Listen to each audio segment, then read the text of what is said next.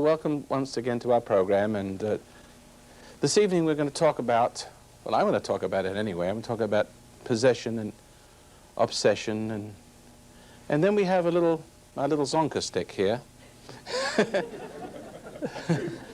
And to zonk a few demons if the Lord is willing. But I'd like to sort of meander into this thing in a light-hearted way, because I don't want to create some kind of theatrical mood which people sort of buy into, and it's possible to produce the same phenomenon by theatrical means. That is to say, by a sort of mass hysteria or hypnosis. You get people in a very serious mood and getting everybody yelling hallelujah, and you wave incense and candles and evoke some kind of spirit, and it's not healthy. I don't think it's necessary. I would suspect any kind of phenomena coming from those conditions, it would probably be more like putting a devil into you than taking one out.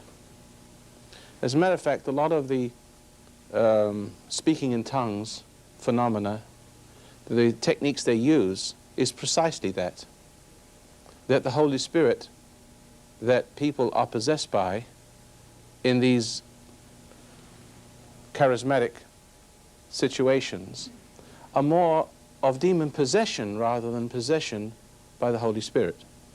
And it's mistaken for possession of the Holy Spirit.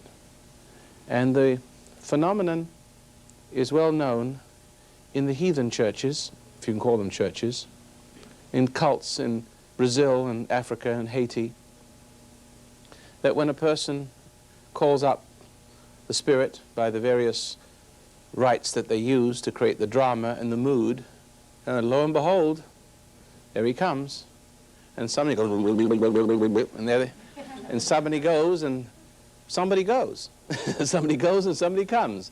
And in those places, they venerate those people who are infilled with the Holy Spirit, but it's not unholy spirit. It's not a Holy Spirit at all. It's an unholy spirit.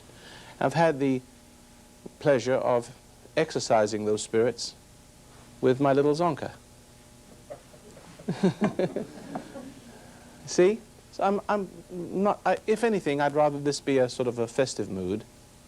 And now, I could talk for hours. You know me, and we've got 2.5 hours this evening, which will be broken up into 5 segments for television. And I know that some of you want some help. But I've also got some cuts, just in case you don't want to come forward, because I'm not going to push it. I'd be happy to do it. I know there's television, and I know there's lights, and I don't want to make you necessarily self-conscious, because hopefully you started to forget about that at the time since I've been speaking. But I've got some cuts. Maybe we'll use them, maybe we won't. But are there any questions before we go into this? I mean, is there anything you'd like to know about perhaps an identity that you have, an identity problem that you have yourself? How many people think they are obsessed or possessed by something? Is there quite a number of you? And would anyone like to ask a question about that? Is anything at the tip, or you want me to talk a little bit? Because there's a gentleman right here. Well, the spirit of a woman. You have a spirit the of, woman I well, married. well, let me pardon? The woman I married. Oh, yes. But how about the mother that bore you? As well. Yes. Well, see, let me just make a comment to this. You'll notice, once we get going, that the only spirit that's involved is the feminine spirit. Now, this is not to say that I hate ladies. I do not hate women, please. But of course, the people are possessed by the spirit of the female, which is it's more compatible with the female than the male, because men and women stand in 2 dimensions. The man tends to be more reasonable and subject to good and God. But ever since the beginning, the woman had her own spirit too that beguiled her. Remember that? And and Satan cast himself into the woman first, because it was he was the most subtle of the creatures of the garden, and he beguiled the woman. The woman and the spirit, because the woman is further away from God, and God is close, and man is closer to God in that sense.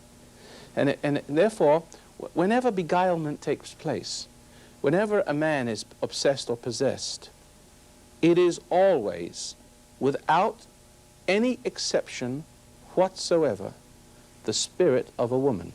One would think it was a woman because you have both things. You have the spirit and the nature of a woman. When the spirit gets in, it pulls the nature in with it. See? It pulls an identity in with it. And so there's no such thing as a evil male spirit. It doesn't exist. And if a man is violent and dominating, it is not a male spirit that's that way. It's a dominating female spirit. In other words, the man is a bitch. Got it? So when you become one, you're a son of one. Follow that? Pardon the way I said that. So we have to understand that we will notice when we do these exorcisms that I really don't want to prime you, because I'm hoping that you're just listening calmly and taking notes and not being charged by any atmosphere that I hope not to create. You'll see the point. It's mother, and it's the failing of father. The failing of father to love and protect the woman from herself. Every woman wants to be loved and protected from herself. See, and men don't know how to do that because they are too affected by the women, by the original fall. Yes, you're a young lady. I find myself sometimes to be in a very good mood whenever I'm around people. Then when I'm around one particular person, especially men, I find... They bring that out of you? Yeah, I feel myself violently changing, like there's something in me that just wants to be very mean to them, and I don't understand that. But you understand that men tend to pull that out of you. They tend to pull the mothering spirit. Try to understand it from the point of view that men, when they have no father spirit, they are subject to the mother spirit, the female spirit. In other words, they've been created out of a fall. And they are fascinated and dependent on the nurturing of the object of the fall, to what they've fallen to. And men, by their very natures, have been very womanized or woman conditioned. And when they grow older, they have this brainchild, this extension of woman in them that cries out to the woman for nurturing. And to the degree that men do that, to that degree that something stirs in a woman and rises to meet that need, and to that degree she is obsessed or possessed and starts to project to the man. See, she feels there's something being pulled out of her, and men draw upon that, and they don't realize they're playing with dangerous fire. Yeah, like they want you to kind of treat them like you're their mother. They want you to sympathize with them or something. Yes, well, and it brings such anger out in me because I don't want to do that. I know, see. Well, I think I've answered the question, and you'll see in these experiences, and I've got to be very careful in talking about the man-woman relationship because that we could save for another evening. But you're quite correct, and it's really coming up through you and into the man. And in other words, this is the sin relationship. And in all relationships with possession and obsession, there is the man or the woman, whoever is involved, always seeks out that mothering principle, that nurturing principle, its seductive principle. See, and they buy into that. They lose themselves in that. And when they lose themselves in it, it comes into them. They go into it, and it comes into them, and there's more of that spirit in them. That's from the nurturing point of view, but there's the greatest of these, the worst of these spirits is rage.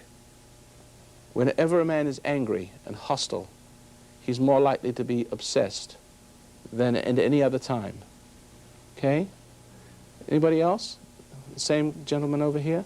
Yeah, so when she went out of the picture, so to speak, away from me, I lost that rage. And now, but it's just a matter of time before, if and when she comes back into the picture. Is this your wife here? No, this isn't my wife. Okay. When she comes back into the picture, it's bound to happen again. The rage will just be rekindled, I'm sure. See, I knew a criminal once who, well, he'd been in jail a number of times for violence and murder. And I could let him sleep in my home with my kids. I wouldn't have any fear. But when he's around a certain kind of woman, she brings that out of him. And we had a nice talk one day, and he went home and killed his wife. And that's because there's something in that woman that, it's not in me, so I can't bring it out of him, but it was in that particular woman that he was attracted to, that he married, you see. Because there's something in him that needed that, in that woman, because we're talking about a condition of pride that is sustained by that kind of affection from a woman. And of course, it's a very, very destructive. But now let's talk about how does evil get inside us? Can anybody remember when evil got inside? Anybody would like to talk about that? Can you remember that time? Because normally when you have an obsession or an exorcism, those times are much more readily acceptable. Can you remember your time? Yes, I remember. I remember when I was like 4 years old. Yes. My mother was very cruel with me, you know, and I went to sleep and I get up and start to cry, you know, and my mother got some like whip, you know. And beat you for crying? Beat me, cry, and you hated her? And that mom, I was crying more, you know, and I feel like a monster, my mother, something. Your mother was a monster? I feel, you know, when I see her. And then I remember when I was 4 years, same age, and I went to have a little candle. My mother used to have an altar, you know, to pray. Yeah. I have a little candle, and I was praying. I remember very well, 4 years old. I say, oh, Virgin, I would like to pray you my mother dies. I don't want to spank me anymore. And I was the same age. And through the meditation, I find out that was really started. In other words, rage, through hating your mother. Yes. And you're going to see, thank you very much. Okay. Anybody else has a memory of when that thing got inside them? Yes. Yes, I had similar, the earliest time in my life I can remember when I was 4. I used to dream of waking up at night and killing my father. I hated him so much. This is like the beginning of my time that I can remember. And that went on for the most part, and my father we never talked for the whole time that I lived at home, which was about 19 years. We never communicated. And I did live in the same home with this man, obviously, and so my mother became my protector. Now through meditation, I'm finding out that she wasn't the protector. No, it was really... She was the infector. She was just as damaging... In her love. In her love. As your father was in his violence. And it's all messed up now. You see, what had happened is your father was possessed by that same spirit. So what happens, what you saw in the man was not a man at all, but the extension of the woman. You follow that? So that's why he was in rebellion against the spirit of the woman, although an attempted rebellion. But what you saw was an unmanly quality. Someone there who couldn't protect you from your mother, who on top of that was violent and a bad example. So what that did was drove you to your mother. But that's the trick. Because there's something in the woman that tries to destroy the man, degrade him, and so that you will reject your father, hate him, and then your mother will come to the rescue and nurture your need for love and security. But she'll put her poison in. But that's the moment she's been waiting for. See, in all possession, in all obsessions and possession, we are involved with that kind of spirit, something that's always trying to intimidate us, seduce us into doubting ourselves, and it finds a weakness.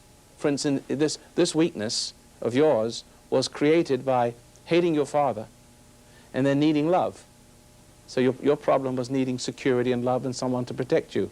But then now it appears to fulfill that need, and you think, well, this is love, and you accept it, and you give your will over to it. Whenever you get love from someone, you don't realize you're giving your will over to it, do you? Does anybody know that? There's only one person, there's only one in the universe that you give your will over to, that you're meant to. That's your Father in heaven, right? And how you do that, that's a long journey to finding out how to do it. But up to that point, you are constantly being psychically assaulted through all of your weakness, through your vanity, through your intellect, through your emotions, through all of the strange needs that can be created. But see, and so you're always being assaulted in that sense, and something called love, something called glory, something is always there waiting on your doorstep to appeal to you, and which offers to fulfill it, to fulfill some kind of need that it somewhere else down the line has created. In your case, it's very simple. Well, I found that I've become like that now recently. I'm just like my father now. Yeah, but you can't become like your father through your father. You can only become like your father through your mother, because he was a woman-created man. So therefore, if you're a woman-created man, you are like your father through your mother, not through your father. Your father failed to be. See, your fathers are generally nothing. So how can you be influenced by nothing? Well, what's strange is that he was in authority. I mean, he was an authority. He was in control, it seemed, of the No, he wasn't. She was family, but... She wasn't. He wasn't. Really, was he? Yeah, because, well, as God revealed to me, he should be very much ashamed of himself. There was no love there at all. No, he wasn't really in control, was it? On the surface. In other words, he was authoritarian, and maybe everybody was afraid of him, but that's not being in control. Not in the true spirit. That's cruel. That's ruling by cruelty and not love, and that's what drives you away from your father toward your mother, and that's how you become infected. Okay? So then... Yeah, well, this gentleman over here. So then it doesn't have to be any definite, excuse me. So it doesn't have to be any definite, I guess, whatever, incident that when you get the spirit in you, because I know I have a woman's spirit in me. And I know it came through my mother, like even when I first started meditating. Yeah. When you have the hand coming to your head, Yeah. I always saw a woman's hand in the beginning, and I thought it was my imagination. But then just recently, I realized that no, I was probably right from the start seeing. You're seeing what was really in what it, you're yeah. seeing is an inner self, and That's right. Yes, you're seeing. But in the face of my father's outward violence and outward violations to me, I could never see. I guess even to this day, it seems very clouded. I can't quite see what my mother did, I guess to kind of get to me, because like she was like the security, there, after he knocked us all over the room. But you have to understand that evil is seductive. It's very supportive. Drug pushers are feminine. Musicians have a feminine spirit. See, everything I that... used to be on drugs too when I was young. Yeah, but everything that is supportive has this feminine... it's not female, but the feminine compatible spirit. See? It's infectious. And to the degree that we allow ourselves to be mothered by it, to the degree that we're foolish enough, egotistical enough, unwise enough to think that this loves us. And of course, for a time, there's a part of us that sees that as love. Because what is in us, the infection in us, like the dope addict sees the dope pusher as a friend. Now, I don't see him as a friend, I see him as an enemy. But if I had in me what the dope addict had, the nature, I would see it that way too. I would have a 180-degree different view of things, because it's an 180-degree creature. It's a creature of opposites, see? In other words, this creature the creature that is from the woman cannot stand the light. It can't stand you coming to the light because it possesses you. And it's always dominated you with its love, and it always, possessed you through its love, and then filled you through it, and completed itself and the hell on earth through you, through its love. And you haven't seen where the trouble was coming from, because you're being guided. Every time you use something supportive for ego, which appears to be nurturing and loving. This is what we think of as love in the earthy sense. We are also being influenced by the will of that thing, the will on earth as it is in wherever it's coming from, Hades. That's why you have tragedy. In other words, whatever you give yourself to, whatever fills you with its love, see, whatever puts its nature into you, that are you the creature of. And at that point you have you begin to have less and less will of your own as you, as you go through life. And you start to act out, or allow it to act through you, as if it was you acting.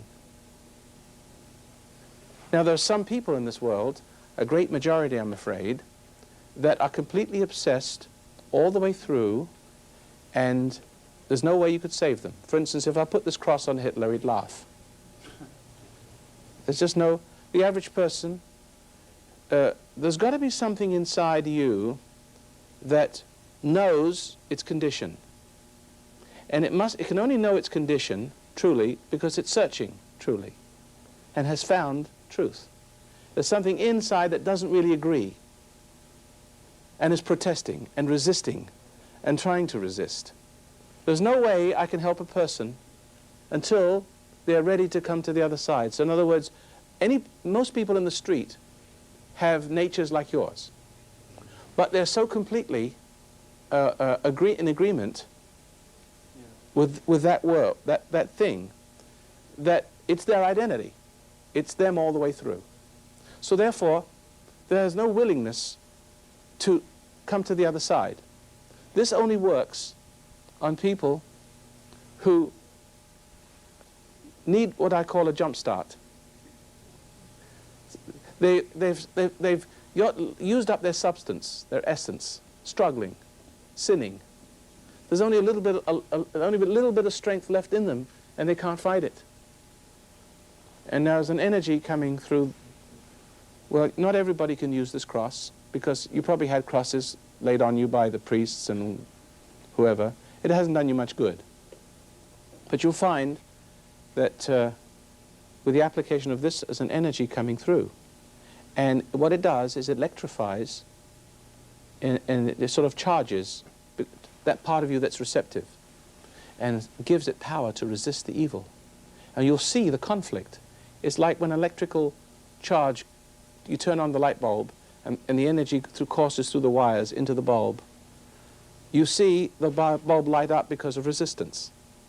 All right, so part of you is drawing from what this cross symbolizes. And I have assumed, and I think correctly so, that you are drawing an energy, just like a man can draw from a woman. See, you've seen how you can draw from one another. Ever felt drained? Well, Jesus says, I perceive virtue has gone out of me when the woman touched him. Remember that lady who had an issue of blood? Yeah. See? Something goes out. I can't feel it, but I then become the conduit. So you do draw. You're drawing from within me something that's not earthy, not sensual. And it electrifies this part of you that wants, it strengthens this part of you that wants to be free and causes you to become objective. And what it does, it pulls you back from the thing. And it brings you closer to God. You have a little bit of a choice again. Well, that's right. It brings you closer to the original spirit within you. And then once I've separated you from the beast, from the self, then you can cooperate with me in casting the thing out, because it does take a certain cooperation on your part. Not that you have to do very much, but there are some instructions you do have to follow, and you have to be in a position to be able to. Now, the cross itself is an interesting phenomenon. For instance, if someone came to your door and held up a stick of salami and said, "Open up in the name of salami," see, you know, it's not. It doesn't have any authority. But if he holds a badge up, says, "We're from the LAPD," see, they've got a uniform on, and you've got the police cars flash, then you can open up the door, aren't you? There's a certain symbol, isn't it? The police badge and the uniform would be symbol. The evil recognizes this is the symbol as opening up, let me in. That's very useful. Well, we're going to go. Are you enjoying this? Anybody feel anything move inside them as we're talking about it? Something stirring in there? You do, don't you? All right. Well, we're going to go to another segment, and we're just getting into exorcism. And I think in the next segment, we're going to see what happens. We'll pass the cross around and see what happens. So, Exorcism isn't my thing. I mean, I happen to have some kind of gift for doing this. What I teach, though, is a principle of salvation. And it's a meditation exercise that will teach you how to resist the pressures and the evils of the world. And believe me, ladies and gentlemen, you've got to be strong enough to see the world for what it is. Because when you start to see the world again for what it is, you have to be armed by some discipline, otherwise you go mad. When you see all the ghouls walking in the streets, they look like ordinary human beings, but they're not. And we're going to be talking about this and doing a few things in our next segment. Be in our audience at Friday nights if you'll call the foundation and make a reservation, and you can be in our audience and ask questions. Welcome once again to the program, ladies and gentlemen. And in our last segment, we were talking about exorcism, and we started to get into the principles of why, and I felt out the people, you know, watching here in the audience, and there's several people, quite a few people ready to, something to happen to. I already sensed it. They felt this cross, and I've tried to say in the beginning that this is not a theatrical thing, and that we've tried to make this as sort of light-hearted as possible. As a matter of fact, if you see exorcisms going on, you'll see me in a very light-hearted mood, because I'm not going to be involved with this. Because I dare not, as the exorcist, be personally involved with this process at all. Otherwise, my life is in danger. See, and I want this lady... Oh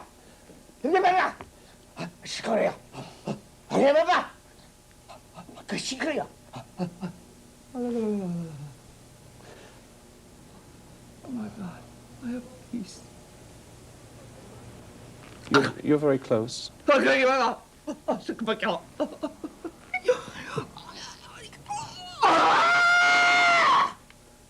When did it enter? When did you enter? Who are you? Who are you? Who are you? Who are you? Give me your name. Give me your name. My name is... Your name is an idiot? Yeah. How did you get in? How did you seduce her? You've got to tell me now. Tell me. You've got to tell me. How did you manage to do that? How? Oh, she was easy. She was easy, was she? Why was she easy? What weakness did you... What weakness did you apply? Come on now. Young lady, you must watch what's going on. And you volunteer all the information I command you, you hear? In the name of Jesus Christ and the Father. Because even He created you, the devil, the demons. He created you, and you all is subject to Him. And now you are known. We are conscious that you exist, and the woman is conscious that you exist. Yes. And the woman doesn't hate you anymore, because you represent the spirit of something she did hate. Yes. Who? My mother. What did I say? You're gonna be up. I hated my mother. I hated her. I hated my mother. I don't know why. I really don't know why I wanted to love her so bad. But You did. You do know why you hate her. She did. She was something to you that wasn't right. What was she to you? Now, don't hide from it anymore. You've lived with suppressed hate and pretended love.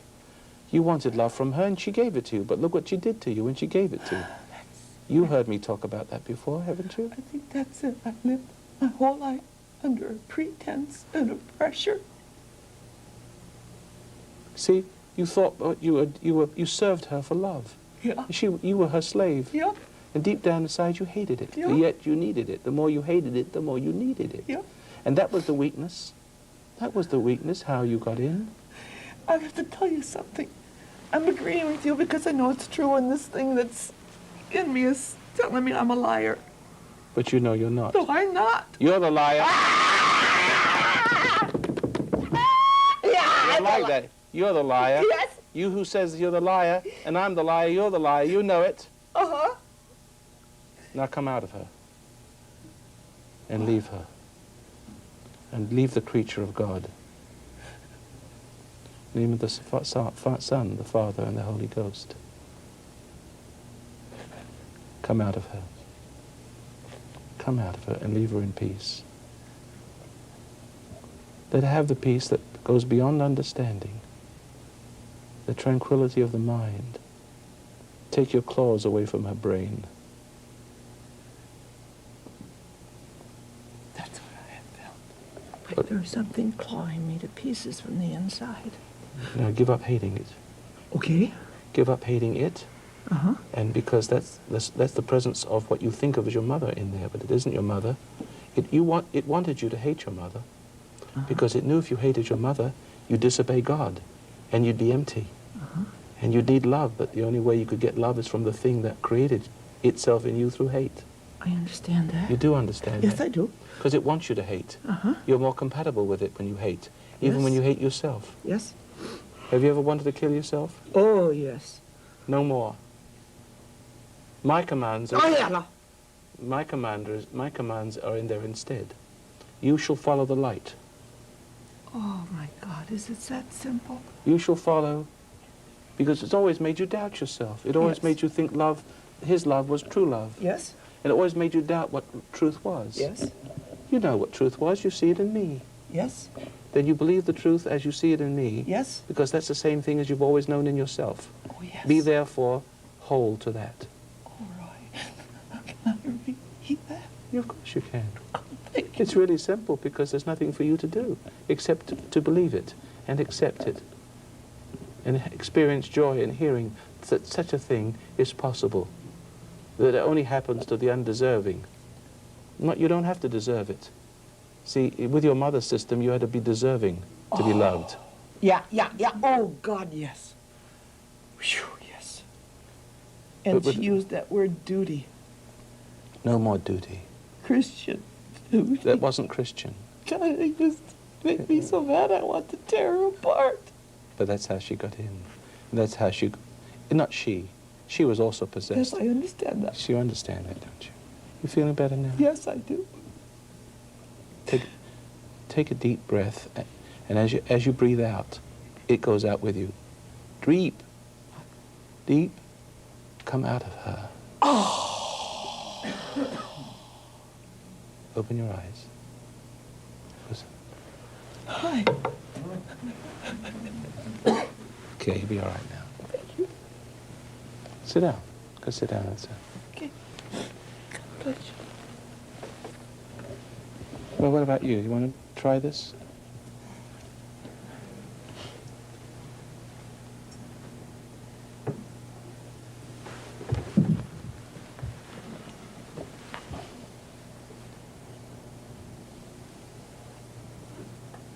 What do you feel? My heart is pounding.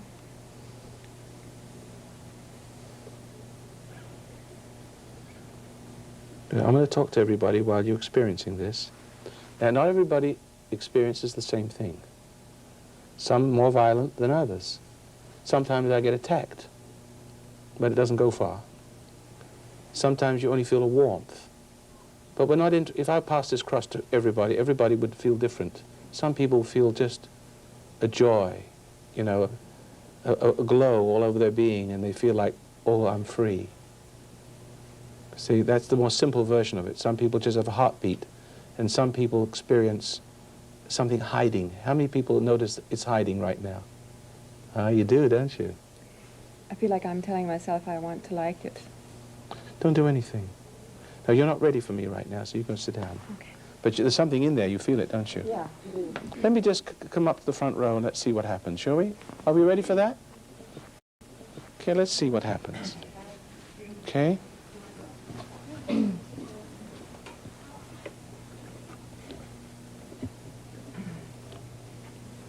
Come to the surface. I'm going to get you.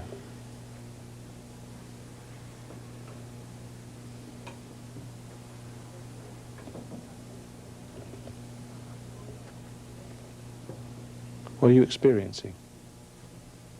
Nothing much? I guess it's hiding. I No, know it it's in does, there. it does. Yeah, I know it's in there. You? Now, I'm not going to do this. I'm not going to tarry long with everybody. I'm looking for the one that's ripe. Okay? Feel anything? Just heart pounding.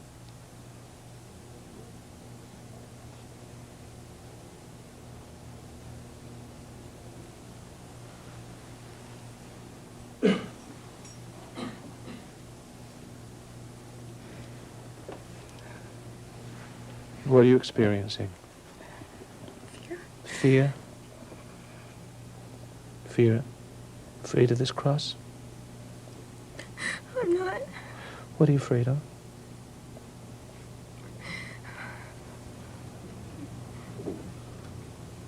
Afraid of what?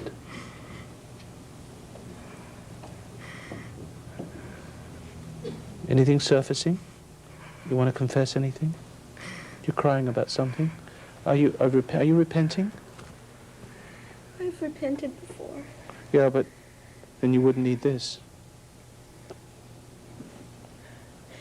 But I still get attacked. Get attacked by the thing? Come out of her. Come out of her. Come on. Come on out. And you know whose name, don't you? Are you hiding any sin? Because you know what it does? It hides behind weaknesses and unwillingness to face oneself. Are you hiding anything? I've had a food problem so long. Anorexia? Bulimia. Bulimia. Okay, well, we'll have to help you in a different way with those things. Okay? Anything? Okay. Let's try over here. Let's see.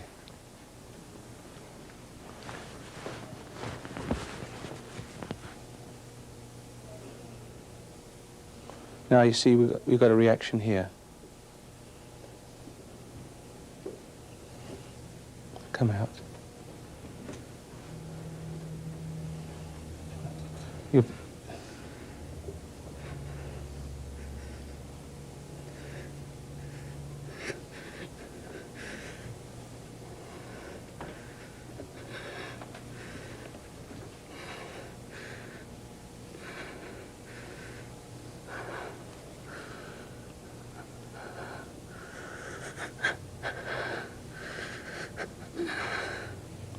Release. Release her. Release her. Let go. And let God. It's time.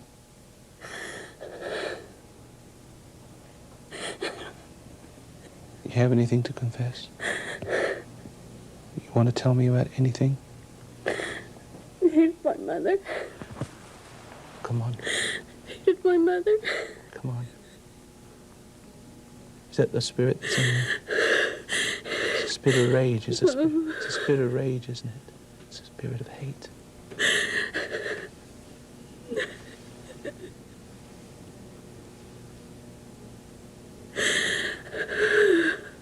Do you remember when you first were destroyed? Can you remember when it first happened? I was 2. And she left me in my grandmother's beauty shop. Go on. And there was something evil in there. And I was trying to get out. I wanted out. Go on. She spanked me and she left. We were sleeping there. And I know something got in. I don't remember what. But it's been controlling you all your life, hasn't it? It's made you do silly things, hasn't it? And you know it, and you hate it, don't you? Yes. You hate the thing, don't you? Please don't hate the thing. With the power that I give you now, give up the hate toward your mother. Be at peace. She didn't know any better. After all, are you a mother? Yes. You know, you could be doing some of the similar things, right? Yes. See, don't you see, when you are out of control, you do these things to your children. See, the thing wants you to hate your mother, But wasn't your mother? Wasn't really your mother, was it? Your mother was like she was hypnotized. She was possessed. She was under the control of the thing to sacrifice you to it, wasn't she? Yes. Even as you can do that same thing to your own children. So forgive her. Now you're standing in her shoes. Be at peace now. Okay? Okay?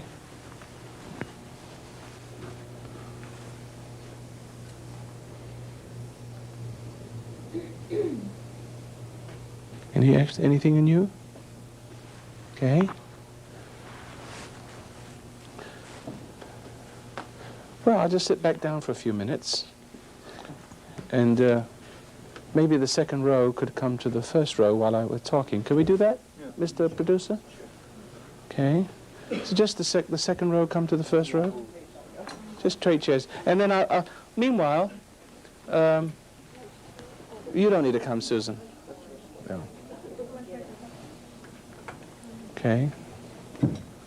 You're the guys that want help, right? Anybody else want help? Yeah, please come forward. I can get the second row. I can get you on the second row. Somebody want to sit here? No, it's okay as long as you want help. You don't, then you can just go fly a kite. All right, now. Now, any questions on this subject at all? You want to sit here? Well, let's help you a little, give you a little personal help before. You want me to touch you with a cross?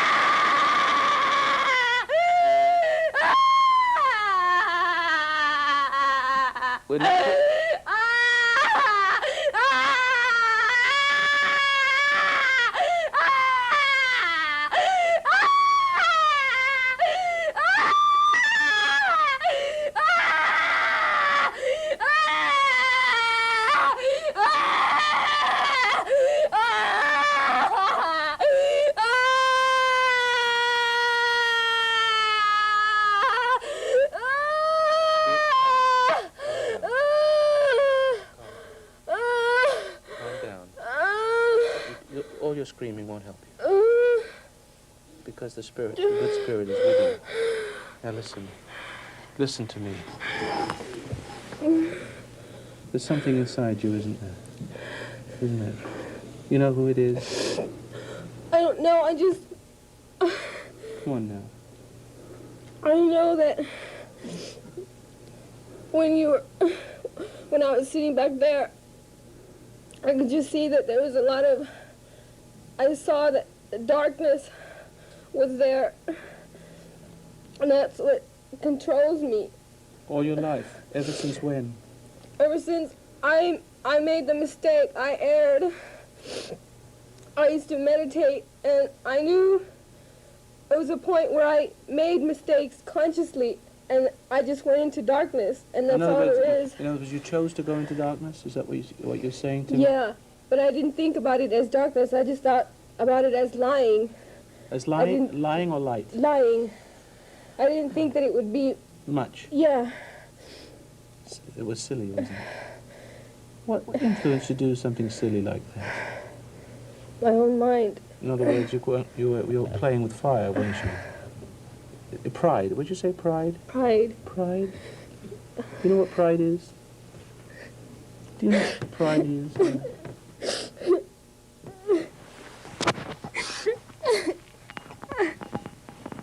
You know what pride is? It's bad. It exalts itself as God against God, doesn't it? It's a spirit that gets in you, doesn't it? But do you remember how that got into you? No. Do you remember the first time it got into you? No, I don't. Not since a little child. Did you do something wrong in your life, like marijuana? No, I never did that. You Well, I never- did, but I didn't. I just did it once, Did you and I do didn't any? like it. Was any sin? Did something approach you? I remember one thing very clear, that when my mother used to treat me bad, I would think consciously, well, if I hate her, I remember thinking that once, then I would protect myself. No, say that again. If my mother, if I hate her, then I'll protect myself. Ah, you hear that? If you hate her, I'll protect myself. That idea is a lie. That idea itself is a lie. There is no protection. Hate is, it takes you away from the protection. It takes you away from love. Haven't you heard me say that before? If you hate your mother, if you hate, you think you have the strength to overcome things with, and it overcomes you. Because when you hate, you fall away from love. You fall away from the power to love, to overcome evil with good. It wants, you remember Darth Vader? Star Wars? Hate me. Right. See, I remember that. get strong and hate me. I can feel the power. See? Exactly. See? It wants you to hate. It, in your mind, has taught you a lie. To hate. It taught you a lie. I don't understand. My girlfriend, who's with me, always told me that. She always repeated that, you know. She Well, used to, but I never really understood how it is that hate Can help you. doesn't protect. I mean, that. How if you hate don't- protects you. It doesn't. No, I mean the opposite. That if you don't hate, you know, you feel vulnerable. Ah, you feel vulnerable when you haven't found truth. See, when you're all alone by yourself, you're an animal. When you have no guiding light and you haven't been searching, you see, we're up to the point you are not, most people are satisfied with their love-hate relationships because pride exists on it. And so therefore, you know, they don't have anything higher within themselves because they haven't, well, they haven't searched yet, neither have they found. So left to your own devices, you react like an animal, and you think if you don't hate, you'll have to give in. See, the trouble is that because you are not enlightened, you can't see that hate is giving in.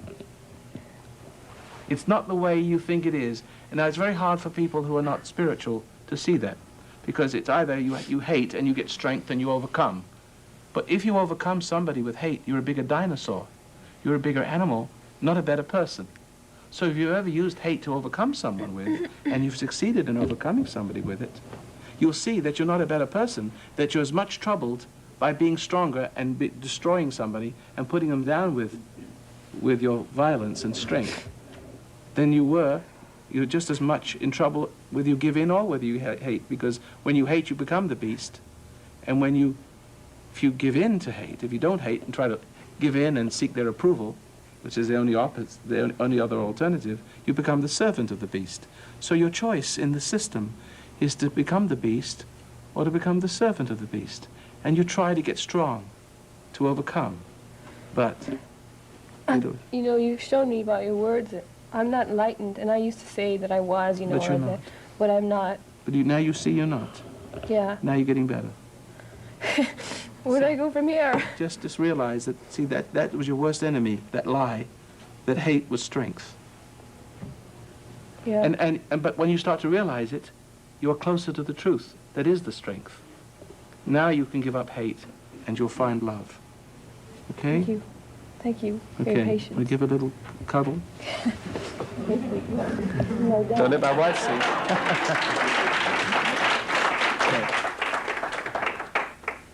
All right, well, the young man that was sort of supporting you back there was getting a little bit... But where is he? Are you all right? I thought you were going to freak out there for a moment. She was strong. Yeah, She gave a piece of strength. So what did you feel? You began to feel the energy. The thing inside you starts to get disturbed, doesn't it, from that? Well, I hope you found that interesting and to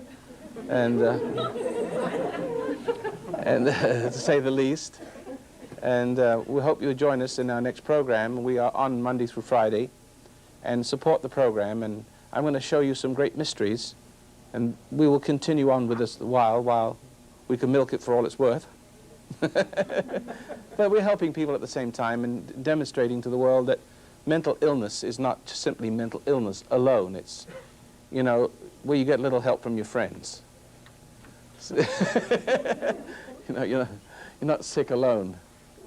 So how about supporting the program? It's very important, because you're going to see things and hear things on this program that you've never heard before, and you're going to get an education like, you know, you never thought possible. There are some scoffers out there. I mean, as a matter of fact, there are more scoffers than you could shake a stick at. But this isn't a program for scoffers. This is a program of people who, well, are thoughtful. And if you felt something stirring inside you because of this little demonstration, you know, if you felt like you're going to freak out, then it's possible that right this moment there are households all over the county of Los Angeles and beyond, or wherever you are, that because of what you saw, it's awakened the awareness of that thing in you. So I guess we'll be seeing you here next week. Well, I don't intend to do this every week. I just want to show you what's going on, and maybe you'd like to be in our audience for some of the other surprises that I have in store for you. And you'll note the lightheartedness of the audience and the lack of drama to produce these effects. And some of the demons I even make jokes with. So please support the program, and if you want to learn to be your own self, if you want to fight that part of you that you've always given into that's made your life miserable, the dark side, then you write to me and get the cassettes that will be held up at the end of the program, and if you don't have the money, we'll give it to you for whatever you can afford. Is that fair enough? And join us tomorrow evening. Hello, welcome once again to the program, and our subject is exorcism and possession. And if you don't pay your bill, repossession. The wages of sin is repossession. And we've had some interesting experience here this evening. The circumstances don't permit me for me to move freely amongst the audience, because if you'll pardon the expression, more people would freak out than you could shake a stick at. Right now, a lot of people who could be helped are sort of, there's a dark side of them that shrinks back in that audience and says, "No way, Jose." But you notice when the people when the people came up and had their experience, did you notice anything inside yourself? Anybody notice a corresponding? How many people notice something inside themselves? Okay. What did you feel? What did you feel? Did you feel like you were experiencing an awakening of something inside you that you hadn't wanted to face? I felt it from across the room. You felt, what did you feel? The stirring, it's kind of like a repenting. And do you feel it now when I hold this up? Kind of, yeah. Would you like me to touch you with it?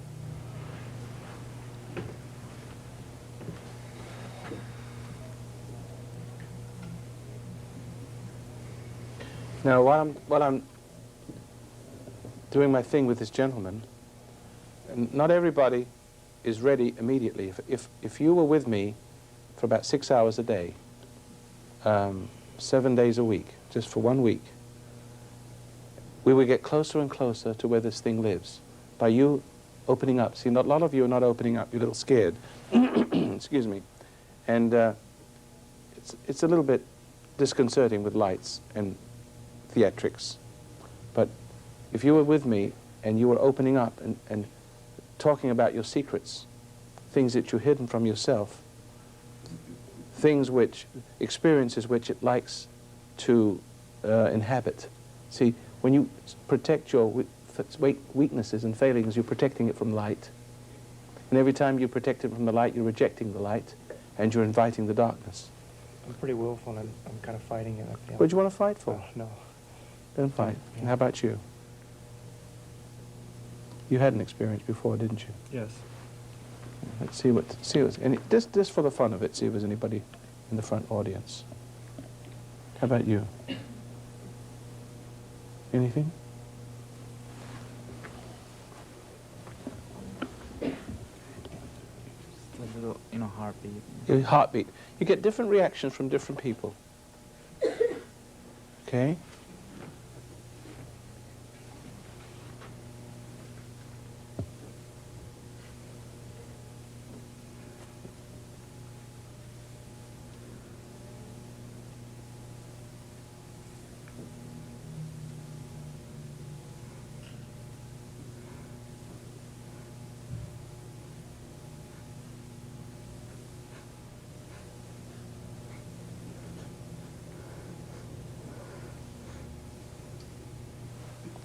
come out of her. What do you feel? Nothing now. But you felt something like warmth, Yes, very warm. like a warmth passing. You feel freer? Like little freedom? I feel Tired? dizzy. Okay. Nothing. That was an interesting reaction. It wasn't what we call dramatic. But some people do feel that warmth, and you felt the warmth, didn't you? Yeah? Any questions about what we've been doing? This is just a sort of finishing off from our last episode. Anybody have any questions? Yes, any questions? In the last segment, the second lady that was in the front that started screaming, Yes. I noticed it was very, very difficult for me to control myself and not start crying when Well, she because did. it was sort of like sympathetic. There's something inside you that was sympathetic with it. See, that's the nature of demon possession. In other words, you're not aware sometimes that there's something in you until you start to see it happen to somebody else. And then as they start to yell and scream and to effervesce, and it comes out of them, then you start to feel it stirring in you. And sometimes that's all that's necessary. It's not necessary for me to come over and touch you with this cross, because that's the moment you can look at this side of you and it will leave you. It will leave. Yeah. What happens when I hold the cross up now? Nothing. It's much more, in other words, it sneaks in the back door. It's, you know, if I'm doing it to that person, it's somehow, what happens to them is happening to you. But if I come directly to you, it hides. And is that good? That's good for Not me? good, no, that's not good, see. Okay. But you're getting closer. See, it was so important for people in this audience to open up and to talk about their sins and the things they've done wrong and how they've invited the sin into their midst. There's a book on my desk called Hostage to the Devil. Would you get it for me? And I want to read you something in that, because that's by Malachi Martin. It's a very excellent book. I recommend it. It's not my book. It's something, it's all about... Can you get it for me? I need it right now. And it tells of the different approaches Satan makes to people, how it casts itself into your mind and how it cultivates certain weaknesses. Let me see if I can... Thank you very much. There's some very interesting things in here, and I don't want to quote it as if it was myself saying it, but listen to this. Here's I'll just read you something from this, because it's so well said that it might spark something in you. This is a woman who had an exorcism, and she's talking about the things that led up to it. She says, "Another day I picked up a young man on 3rd Avenue and went to his apartment and had intercourse. He was gentle, but when I finished with him, he was a very frightened being. I guess I showed him a side of his character he never knew existed, and I could see by his face he was scared. I insisted he make coffee. Drinking it while still naked, I told him how much I hated him and how much he hated me really, and that the more he loved me and I him, the more we hated each other. And I could see the blood draining from his face and the fear in the whites of his eyes. He was obviously afraid of some trouble. When he mumbled something about Hyde and Jekyll, I said, 'Oh no, man, put the two in one, there's no switching back and forth, and you got it down pat. Jekyll, Hyde. Perfect, see?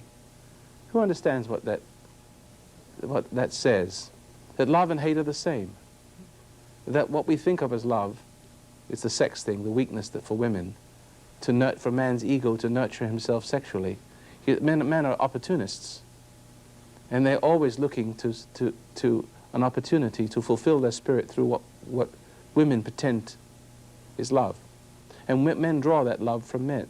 Men draw in their psychic need, psychological need. They draw that from a woman, and they don't realize they're playing with the devil. Why do you think they have so many problems in the home? Why do you think men and women are killing each other? The number one murder rate in the country is from men and women fighting and killing one another. Now listen to this one. The second stage was more difficult. It went by fits and starts. It began with near adoration with self. It ended with her marriage to nothingness and the fullness of the naked light. And it was clear during her exorcism a few years later that these were the terms that described a total subjection to the evil spirit. Listen to this.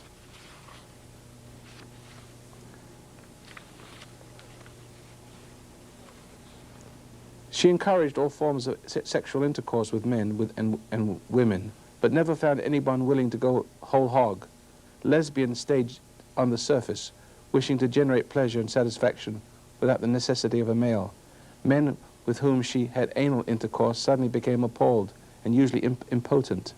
And when she proceeded to act out anal intercourse to its fullest extent, she said, in her view, they wanted merely a novel experience, they were quite unwilling to achieve complete bestiality.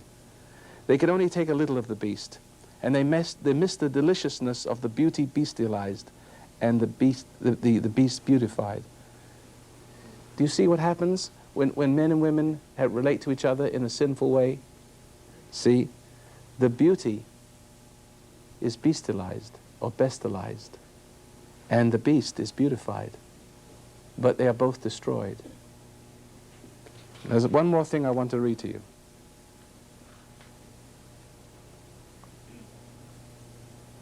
Well, it was something that I want to read to you about. Here it is. Here it is. Here's this girl again. There's just two little things I want to read to you because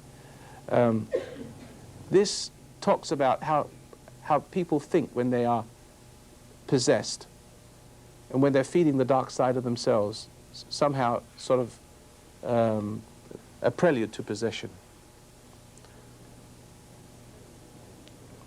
Her parents knew nothing of philosophy, and when Mary Ann spoke darkly how good it was to see all the no's side by side with the yeses, or the dirt on the nose of Venus de Milo, or murder as an act of beauty, as real as composing a sonata, they were bewildered. Listen to this, is what she's saying.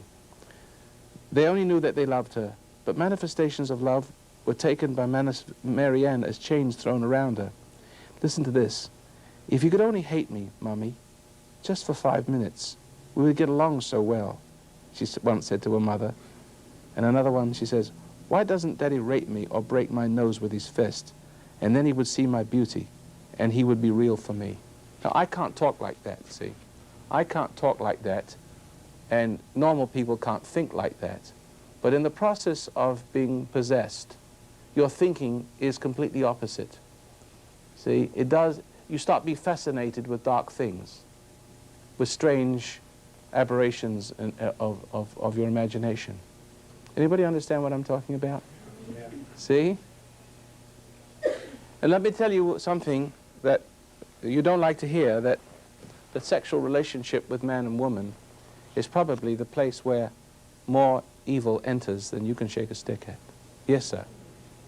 That's sort of stimulating. In a situation like that, I was getting these big dark spots on both sides of my chest. Yeah. And I thought that I was just about going to lose control of myself, my own soul. When was that? It was 1.5 years ago before I started meditating. Well, what were you into then? Well, what were the process leading up to that? I was living with a woman who, yeah. In other words? You know, I was in the drug programs. Yeah, that didn't help. And no, and the thing I want to say about that cross is that it marks it, because the big thing about the drug programs is you try and hang on to your life, and the cross, like, it kind of freezes you. It frees you too. Yeah. See, this cross, when we experience it, and we can only do it sort of superficially here in this room, because we're not really in the conditions right for the completion of what I'd like to do. It accomplishes more in a few seconds than psychotherapy and any kind of therapy can accomplish in years, because it goes right to the root of the matter, which is spiritual. See, in other words, I had a friend of mine who gave a lecture at Tall Timber Ranch in Oregon, where we hold these sessions more seriously than we're doing here. And he said something very interesting, and I just want to repeat it to you. Maybe you've heard me say it before. And that they had a case of possession. And this case possession, you know, dual personality. So when the man was one person, he had diabetes, and he needed insulin shots. And otherwise he'd die. But when he was the other person, he didn't need insulin shots. I mean, he was cured. And he lived in this condition for several weeks without insulin shot, where in the other condition he'd die. Which only says really how powerfully the spirit, whether good or evil, can affect a man or a woman. That very often evil spirits, forces, bring with them a certain kind of malady. And sometimes they assault the eyes. They affect the parts of your body, your eyes, your ears. Does anybody know what I'm talking about? Yes, there's a question way back there. No, oh, I see. Okay. Does anybody have any questions? Anybody? Yes, we can. Please stand up, and I can. Yeah, I'm very frustrated on a particular thing of sexual attraction. Well, it seems like all problems are centered between a man and a woman. All problems originate between man and woman, mother, son, mother, daughter.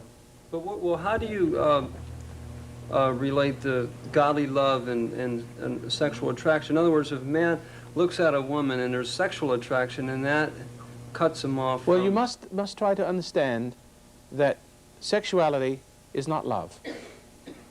And now, when you ascribe sexuality, love to sexuality, you're in danger. You're in great danger.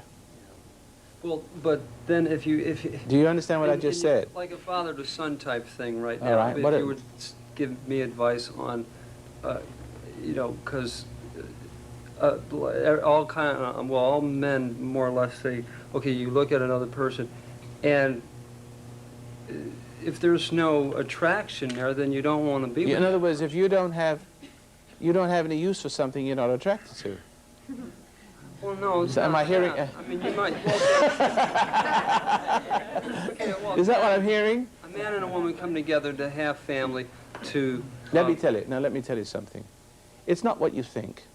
See, I haven't really intended to go into this, but it's such a heavy question, and I know what you're getting at. All right, and it may be helpful to break the audience down so that we can move into other areas. But the man's attraction to a woman is not what you think it is. What excites you as a man about a woman is not her goodness. In other words, it's something not good about a woman that is sexually exciting to a man, and because all failing is sexual. For instance, a sexy new car. I think like war is an aphrodisiac. You're getting upset with your wife as an aphrodisiac. Isn't that right? Yes, I see. Anything that is supportive to your ego awakens sexuality. Now, what I'm trying to tell you is this, and this is a very hard pill to swallow because you really have to be on the right side of reality to see it clearly, and because there's a part of you that can never ever accept this. So the part of you that's very sensual and very egotistical, and to the degree that it's very sensual and very egotistical, it doesn't want to know any other truth except sex is love. And attraction is not weakness but great love. Not so at all. Let me tell you this, that man in his perfect form, like a Jesus, perfect, evolved, original form, which he was, is not sexually attracted to women. Doesn't mean to say he's a queer. But he doesn't have any use for women. That's why he can love them. It's only the degree that you have no use for them that you can love them. But the use is mostly ego supportive. And wherever you eye a woman, which what you think of as lust, whenever a man looks at a woman, she is attractive only to the degree that she corresponds to that need. And wherever there's this invisible energy of man, woman, reacting to this glance and allowing herself to be honored by it and become mother, respond in a motherly way to this. You want to sympathize with that. Wherever that is, it's always sexually exciting to a man, because wherever you have ego support from a woman, it's the downfall of the man, but in that downfall is the awakening of sex. And who understands what I've just said? Do you understand that? That there's something about the downfall that changes man progressively from a human being into a sexually reproducing beast. See? And there's something about the awakening of the sexuality and the acceptance of that ego sexual nature, the ego awakened sexuality, accepting the whole man, the body and the soul. And it validates the ego. So when a woman closes herself around that need and supports it, she draws the man into the bosom of her love. And now he becomes hooked. So that from that point onwards, what he is going to be out of being more fascinated with her and her responding to his fascination and need with an enveloping and reassuring and completing love. But what is completed in a man is not the Spirit of God, not what he was intended to be, but he is recreated out of the love of a woman. And this spirit in him, coming through the spirit in her, demanding its existence for his own existence, is what turns a man into a beast. See? He bestializes the beauty, see, while beautifying, imagining himself being beautiful from it. But just the opposite is true. They've both destroyed each other. Now, when you're married, you discover something's wrong, because this relationship is the downdraft. It's two men and women not understanding the origin of their spiritual failing, nurturing each one another's spiritual, he, her, and her, him. See, and this love eventually turning human beings into something less than human, and then blaming and hating one another, and then hate becoming the aphrodisiac again, because hate is another sin of pride. And every sin of pride, whether it's love or hate, who understands me? I went through all that in 6 months. It was like... You understand it then, don't you? Yeah. You have to experience it. So in other words, there is such a thing as real love. But finding love does something to you. It has a tendency, so gentlemen, don't worry. Don't worry, I'm not trying to emasculate you right away. I'm not asking you to give up the sex right away. I'm saying true love is from above and within. And men will realize that the love of a woman is their downfall. Now, earthy men can't see that, because they don't want to see reality. They want to see themselves as a risen animal. And see, they don't realize that they're enslaved of the spirit of the woman that they have sold themselves to for the sake of that. But thoughtful men see this process about themselves. And then they can only go so far with the sexual thing. And a woman can only go so far, because if she's very thoughtful, she's beginning to see this ugly thing rising inside her to serve the thing that's becoming ugly from her love. And so she discovers that the more she loves the man, the worse he becomes. Discover that. Well, then she's another person that doesn't discover it. Yeah, and So you get two people that don't want to discover. There's no way that there's any upgrading of relationship. But what I'm saying is, the less sex, the more love. The more sex, the less love. That is the bottom line.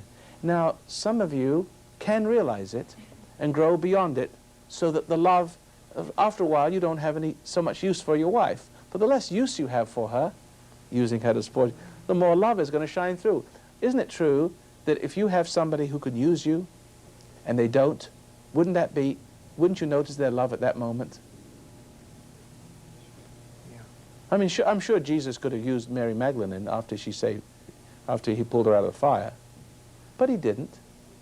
Well, that she loved him, and she loved that part that has no use for her. Okay. Selfish. Right. Now, what men have to do after they suffer the agonies of hell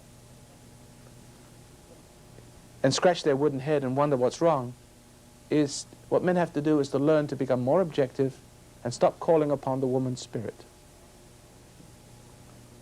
and find this love that they're looking for from the woman in their own heart.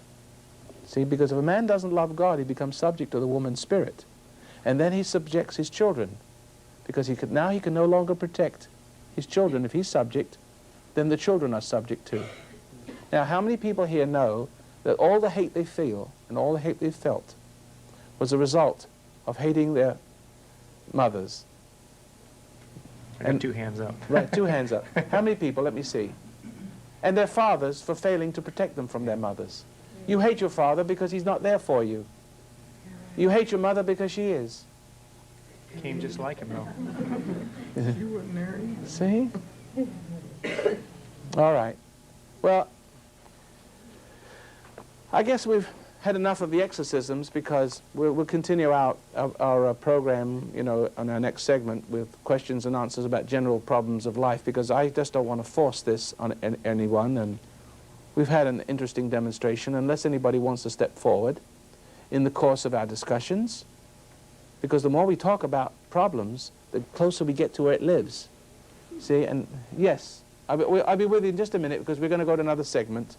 Now, ladies and gentlemen, some of this stuff may be a little strange to your ears for the first time, and I suggest that you don't throw the baby out with the bathwater saying, this man is mad. I may be.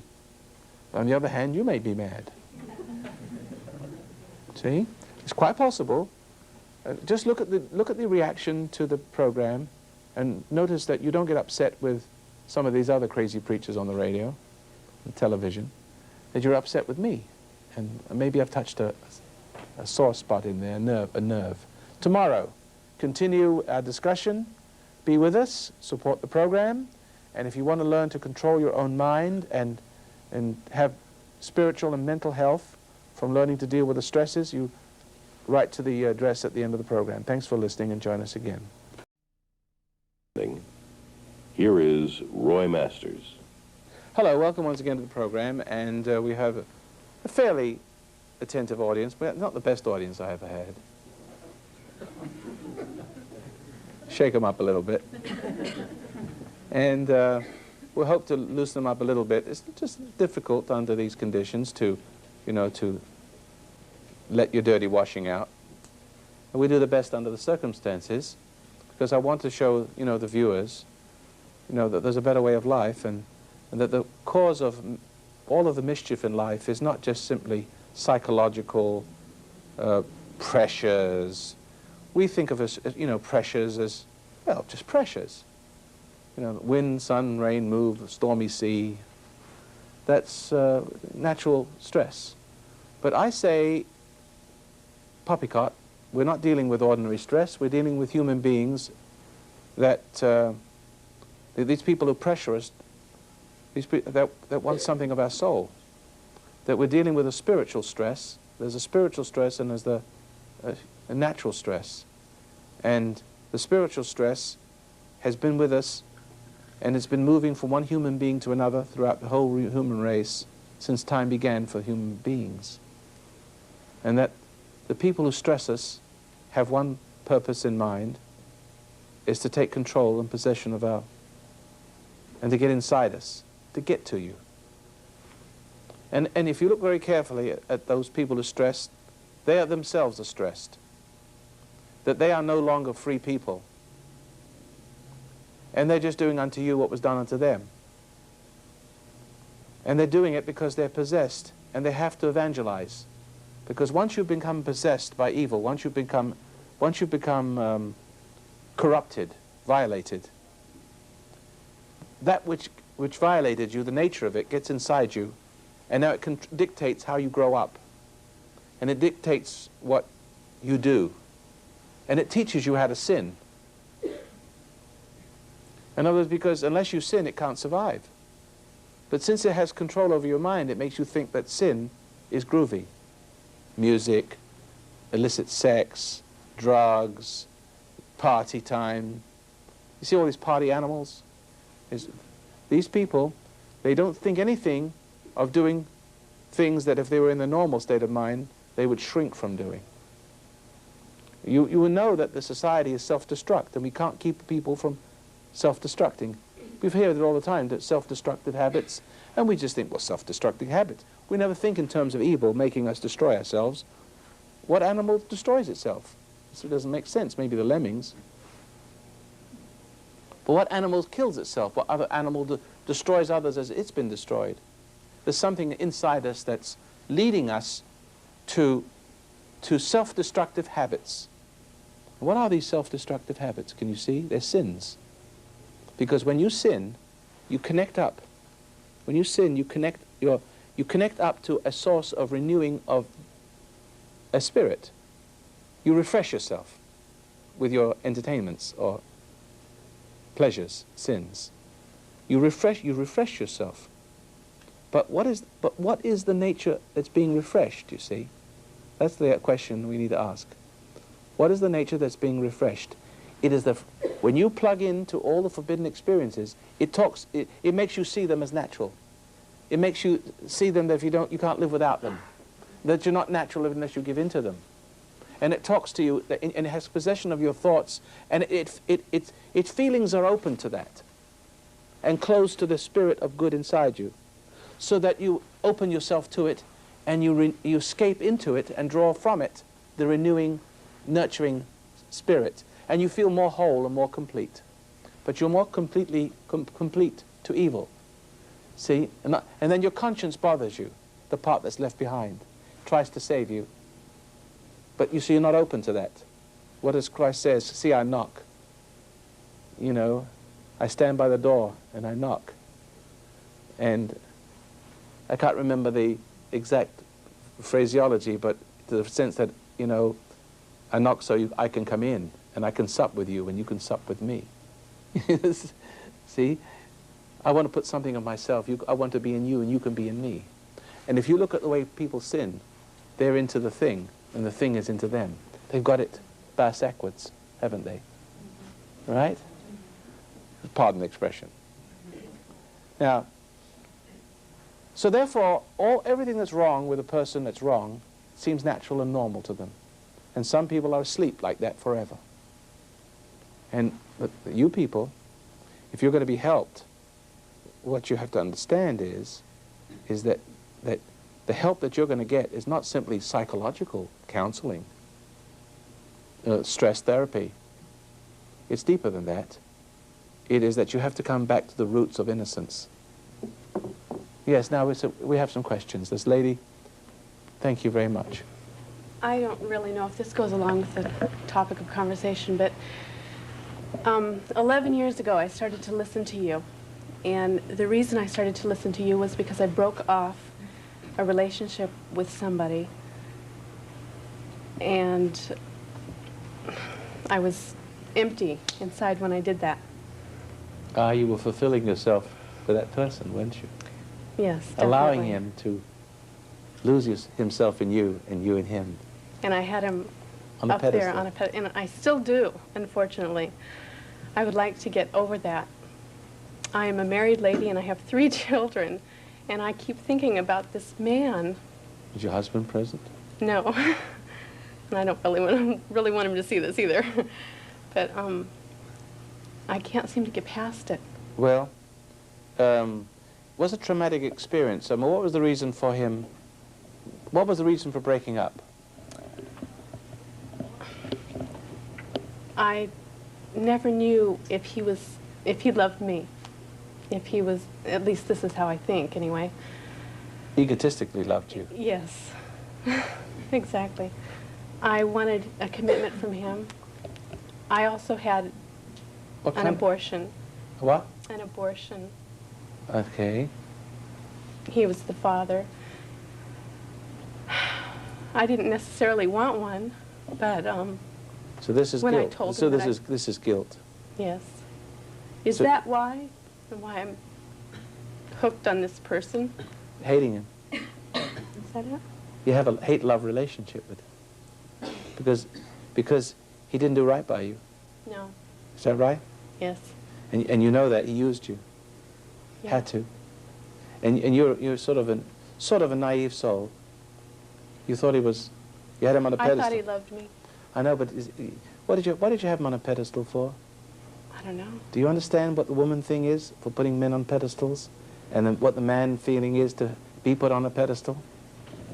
I've gotten glimpses of it, but it... Does anybody want to answer that question? Does anybody... How many times have I said it, and yet people can't hear it? Why do you put a person on a pedestal? You end up sitting here. Huh? Why do you put a person on a pedestal? Anybody know? Just ask that gentleman over there. Stand up. Well, from what you've been talking on the show is because you made him like that, so since you made him, you're the creator of that creation that you made or something like See? that. And You're the boss maker. Let's put it this way. You're the boss maker, but you're greater than the boss. It's a game. Man's ego is glorified through the love of a woman. He loses himself because men need the illusion that they are a god. That's why you put him on his pedestal. He drew that out of you because he was weak. See, in other words, every ego of every man who is egotistical, by the virtue of his ego, he's separate from God to be his own God. But a man can't be a god all by himself. If a man doesn't have someone to worship him, he starts to fall apart. So he has, in drugs, what is a drug experience? But simply a man being worshipped by the the servicing of the pusher. A man takes his drugs, and he does see, it appears to him that he's being loved by the pusher, supported. He begins to feel like he owns the world. He feels like a king. That's the reason why people take drugs, because they want the reinforcement. They want to lose themselves in the nurturing of the reinforcing evil. Now, believe it or not, the relationship between man and woman today is exactly the same relationship, as I've said before, as I'll say it 1,000 times, and I hope it'll hit home. It's the same relationship with a man with his drug pusher. He loses himself in an enveloping love. He gets into it, and it gets into him, and gives him an illusion which a man must have, and a sense of essence of being. It reinforces a sense of who he is, being king, being God. But in that very moment, he is a dog, not a god. Turn it around. He's a dog that thinks he's a god. And in the very moment he thinks he's a god, he's more of a dog. But he can't get the secret to the equation, because in that very moment of being a god, he's rejected God and become a dog that thinks he's locked into the illusion, you see? And that's what your man friend, you fell for that. You made the typical woman mistake. You saw a need in a man to be a god, and he programmed you through his yearning. There's something compatible with, you found the kind of man that was compatible with your own ego need, see? The mother. In other words, he found a woman just like his mother, and you fit the bill. You rose to the occasion, and you took over where mother left off, see? So he, in his need, called forth from you that thinking. Make me a god, he said. And you also had a recipient. When you felt you could make a god, you made yourself a god maker, greater than the god. When you make a man feel something, what is the dope pusher? When the dope pusher makes a man feel good, or like God, he's greater than the god that he makes, who thinks he's a god, the man who thinks he's a god. He's greater. He is total power, because he makes this person weak for him. Because then the truth of the matter is he's weaker as a result of his need for the pusher. And so he's less.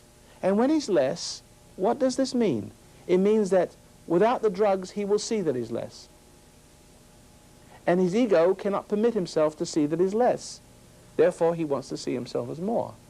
And therefore, he will depend, crave, call, beg, and you know, fall at the feet of Rome. See? Sell his soul for that lie. And that is the relationship between man and woman. You're addicted to love. You're a slave of love. You have all kinds of music. You glorify it with your songs, don't you? You glorify it. That's why you can even see. The music helps you not to see it. All of that which is between man and woman is sick. I'm not saying that there shouldn't be relationship with them. I'm saying that this is the sick one, and all the sick people don't want to see it. And there's some of the sickness of the sick people in you, the same as them, but there's one difference. You're still alive. And you can seek an answer. And because you can see an answer, there's an end to the problem in sight. Any questions? Yes? I'm not too sure if it's relevant, but I believe it has to do something with doubt. Should Doubt. I ask it? Yes, go ahead. Okay.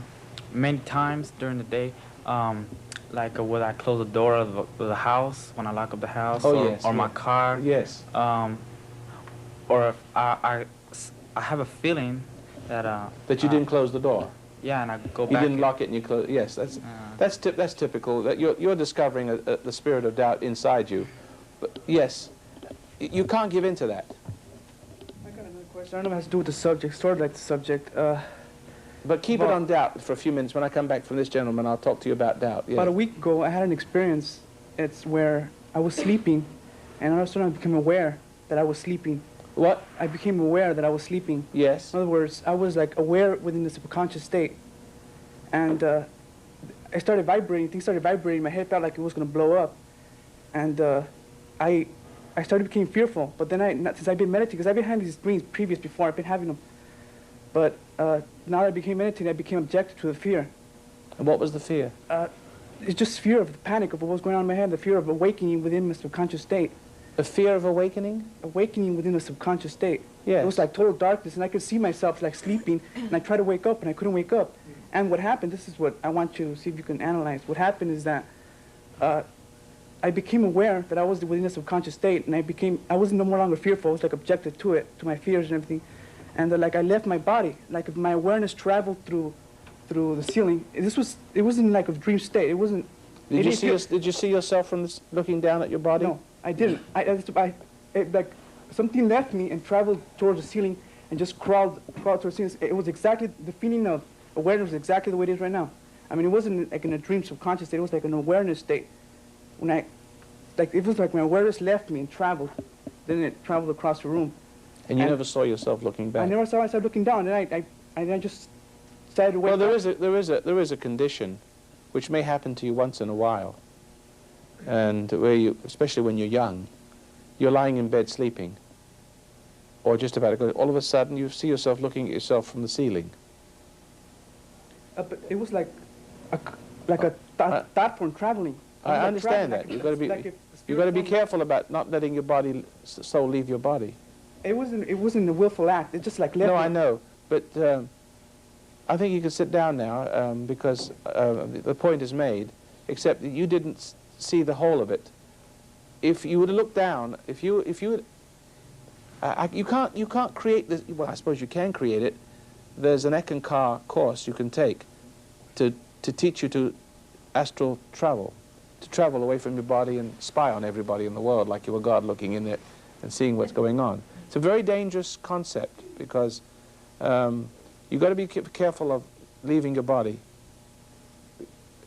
There's a time in your life where you may have the experience of sleeping and looking down at your body, looking from the ceiling, and you wonder, what's all this? It's only to tell you something. There's two of you. There you have an inner nature, and you have a casing, which is probably, they coexist together. You see, in other words, because one is spiritual, one is matter, they can coexist at the same place. And that this part of you must develop. And you must know that you're spiritual. And it's only God takes you out of your body and shows you this to teach you something about yourself, not to teach you to travel anywhere. Because if you travel anywhere, to cultivate that side of you, you may try to get back one day, and there's somebody else in there. You get displaced. And a lot of displaced people walking around the streets, not just from that, but from drugs. Do you want to know how many people in the country? There's millions of them out, millions in the way, hordes, murderers and killers, and people you least expect. They don't look like murderers and killers. They're like ordinary people that's sitting in this room. But I'm telling you, through drugs and through sexual promiscuity and through all the sins we were talking about, that their inner essences have slowly been replaced, displaced, so that the spiritual part of them, instead of growing from within by abstinence and loyalty and honor and standing up for what you believe is right and saying no to temptation and giving up anger and lust, so where it's rewarded for this resistance from the God of lights, because that's the only part of you can take out of this world with you. That's the only thing that can survive death. Right? You're understanding me now? But instead of that, the spirit of pride has entered, and for a period of time you've gone along with that, and instead of this beautiful side of you, this inner part of you developing and shining through, the other side, it draws its nature and essence from worldly experiences, the sins, the lusts, the loves, the hates, the escapes into this and that. It draws the energy, the electricity, the substance of that internal existence, so that you're like a petrified tree. You look like a man. Here's the shape of the tree, see? But atom for atom, your inner being, your spiritual being has been displaced. I must tell you this, and I must tell you this in all earnestness, that you must find this essence within you that is from God. And from within, your mind must be remolded through your mind. You must be remolded through your mind from within. See? So that what you are comes from within and above and is independent from without and below. And you must be in the world, but you must not be of it. Meaning you must not be created by drawing up through experience, essence of self. The self that you are can't come from people, places, and things. You can't cling and suck and draw and depend. The woman with the man with the woman. Because if the man takes from the woman, he becomes a woman. If a woman takes from the man, she's drawing from the man. And then that's a man woman and a woman man. They both have the wrong natures. There's your conflicts. See? And then from drink, and then from drugs, and then from all kinds of strange and bizarre fantasies, from loves and hates. But you must watch out for fantasy in your mind. Fantasy is one place when you are afraid of the real experience, or when you're not able to get the real experience. What do? You fantasize. How many people fantasize? Don't do it. It'll kill you. Okay? Go ahead. My question is very simple, and it had to do with when I was up there with you. All the time you were talking to me, I had this battle going on in my mind.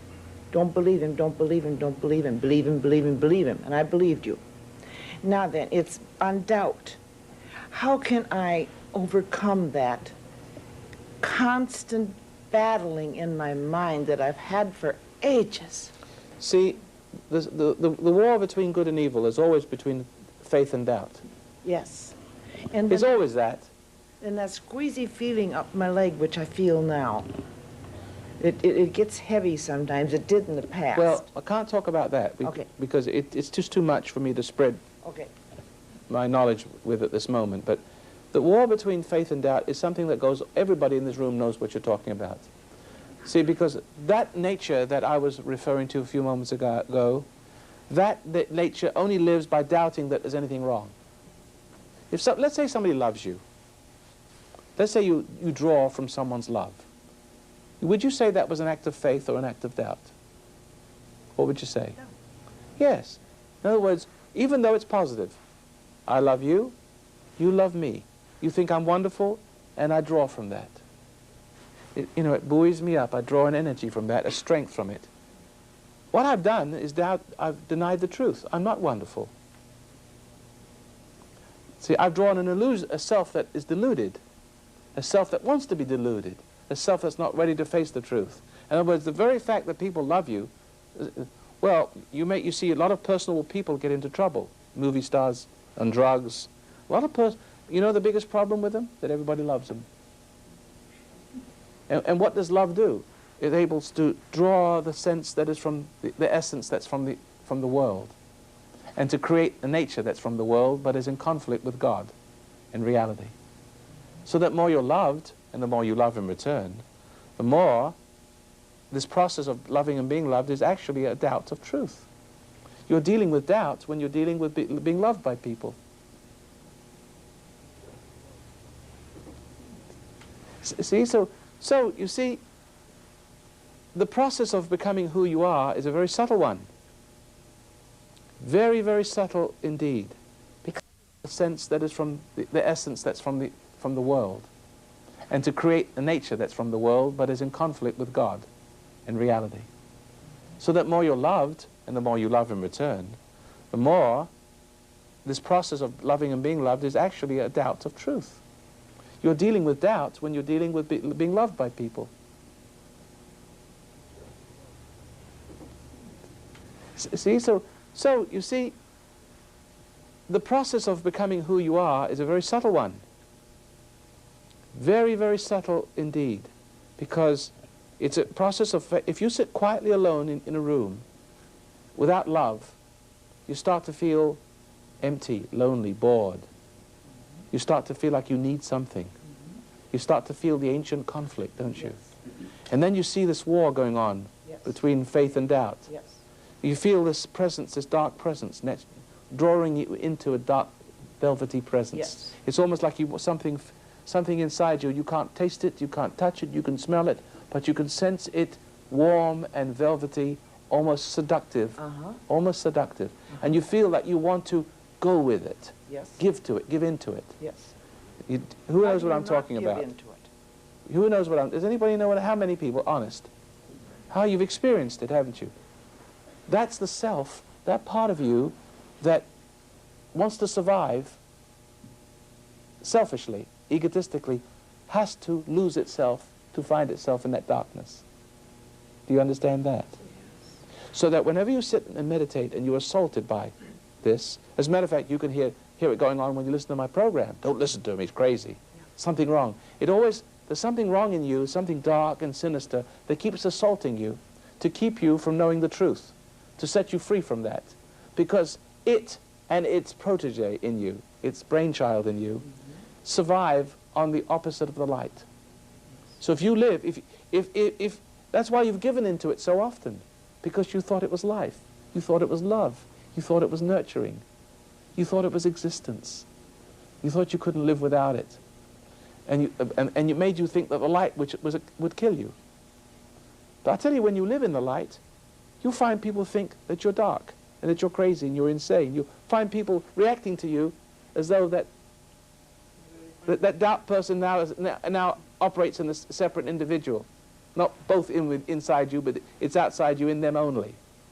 Yes, well, I see that I run to the end of my time, and we'll do another program tomorrow evening for the viewers, and it's still this evening for our audience this evening, and I think we're just warming up now, aren't we? Okay, and I hope that you'll support our program, because the kind of discussion you won't find any TV program anywhere. Thanks for listening, and join us on our next broadcast. Here is Roy Masters. Hello, I'm Roy Masters, and welcome again to our program. And we've been talking a lot about exorcism and going backwards and forwards to the subject of man-woman relationship. And I've said that the spirit that infects most human beings is always from the woman. And I'm not against women, and I want to emphasize that. I'm making an observation, and it's always through the failing of men and the encouragement of that dark side of that woman to support the ego of the man.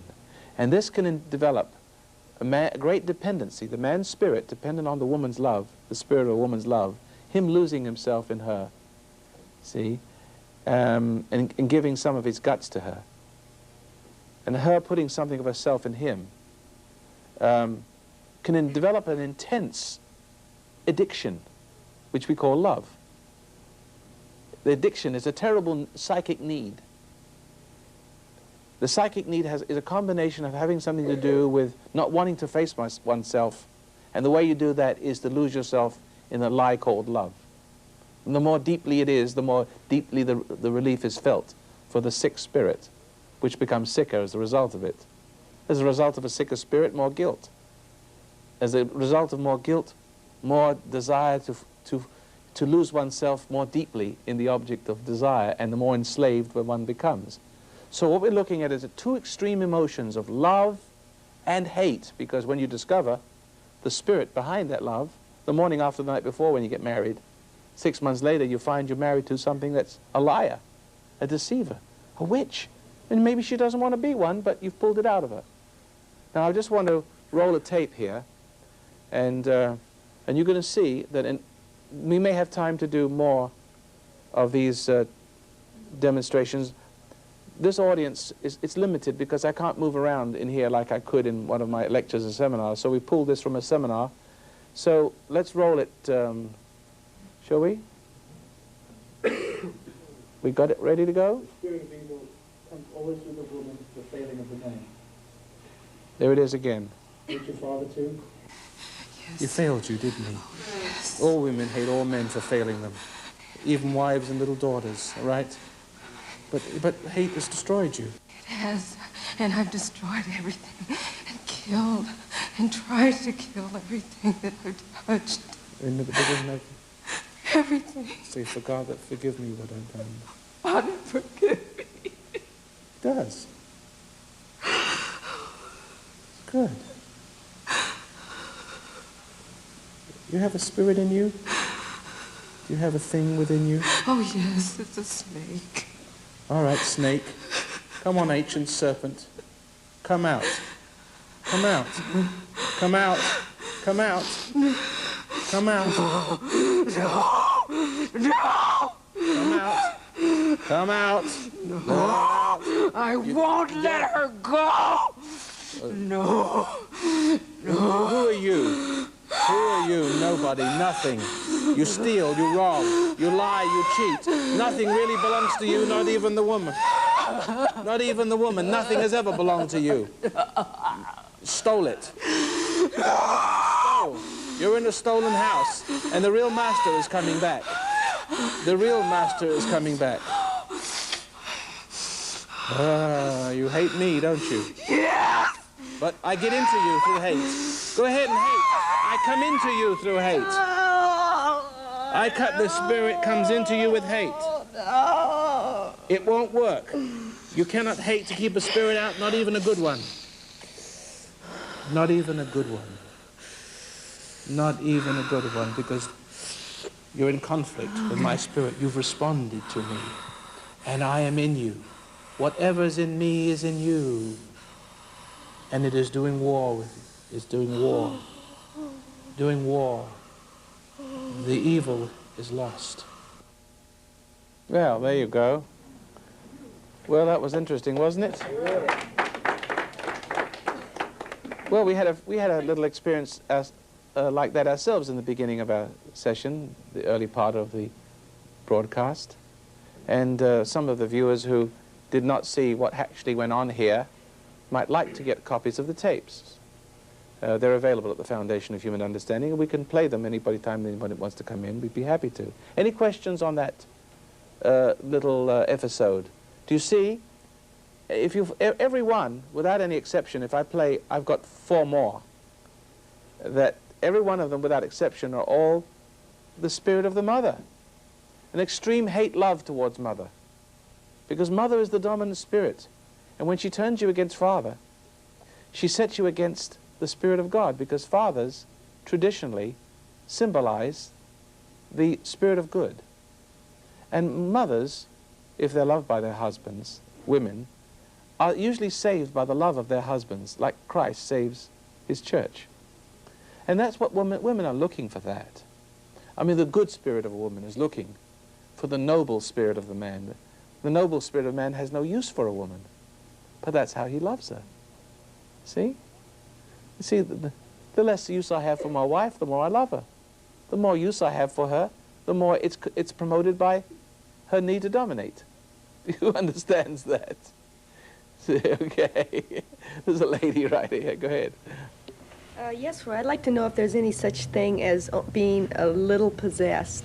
A little possessed or more possessed, or somebody might be yes, more possessed. yes, there is. There is degrees of it. Degrees. Because you're not, when you're totally possessed, there was nobody in this room that was perfectly possessed when we did these exorcisms a little while ago.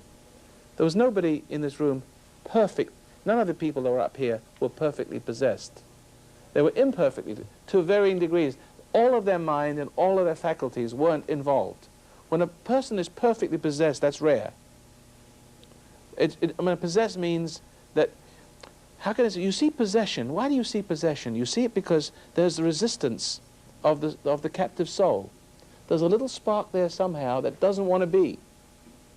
And it's putting up some kind of war. See? And that's what you see as possession finally inundating and crowding out that soul, and that soul crying out for help. See?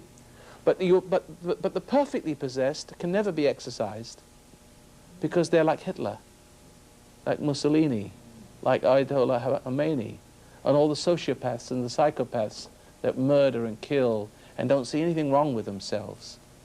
And the parents who confound and drive children to insanity and schizophrenia.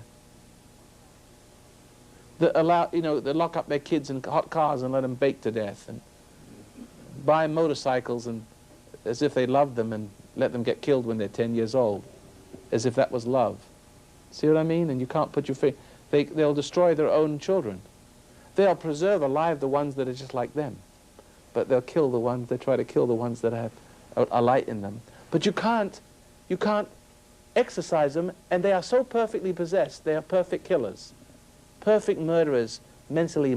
Some of them are sociopaths. They look like the pillars of society. It could be a father. It could be a senator. It could be a mother. They're the Buchenwald Nazi camp commanders. You see what I mean? They're so perfectly possessed that they're evil all the way through. This doesn't faze them. But possession, to whatever degree, whether you're almost perfectly possessed, where it's a war going on which erupts in a plea for help. You see that? Or whether it's just you having these dark forces in you, making you smoke marijuana and hurt your children, and you're sorry for it, but you feel these dark forces moving in you, slowly taking possession of your faculties, sort of causing you to doubt what's right and lose yourself in the darkness of what's wrong. Who knows what I'm talking about? It's a daily war going on where you're constantly losing and losing. That's why you listen to a man like me, because all of you are alive inside and you're crying out for help. And I answer your cry for help by saying, yes, you are dealing with evil. And I understand that. And you see that I understand it, because to address yourself to it because you understand it is the only cure. And we have to find the proper engines of war. The weapons of war are understanding and enlightenment. And only those who love it can be exercised or cured to varying degrees. Some of it's more dramatic, as you've seen, and some less dramatic.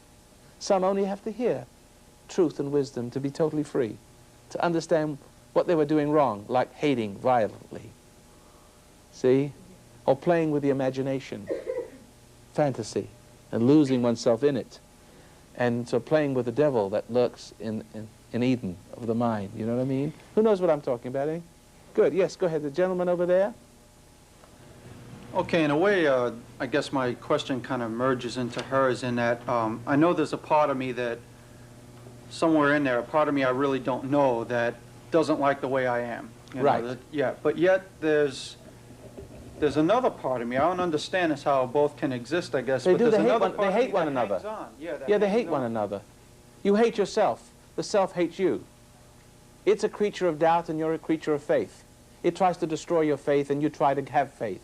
Yeah, but yet overcome your doubts. There's something, I guess, of me that kind of hangs on to that thing. though, isn't there? Right. That's the thing, because it seems to be like a missing link. No matter what little progresses I make, there's always like a little piece of me that seems more secure hanging on to my ego than letting go. But that, see, you don't know what lies beyond. Yeah, that's it. See, you don't know. Exactly. You don't know whether you let go. I don't know what's out there. You don't know when, if you let go, if you're going to have anything, or if you'll just cease to exist. But you see, something. But there's something that you're close to, which is truth, tells you just the opposite. It's trying to say, now look, let go, because if you don't let go, you'll cease to exist. Yeah, it's kind of back and And forth. in other words, what you think is existence is dying. And you can't see what's telling you this. You can only kind of sense it, and you'll be willing. For instance, let's just say you're ready to be a Olympic champion high diving diver, championship diver. There's always the first time you step off that diving board, and it looks a long, long way down. And there's a part of you says, you know, better not. You could get killed. You could get you die. It's scared. Something that you're scared. Something in you says, why don't you just walk down and forget it? Now, if you do that, you walk away from becoming who you want to become, a championship diver. That world is lost to you. Yes, you might get killed. It is kind of dangerous.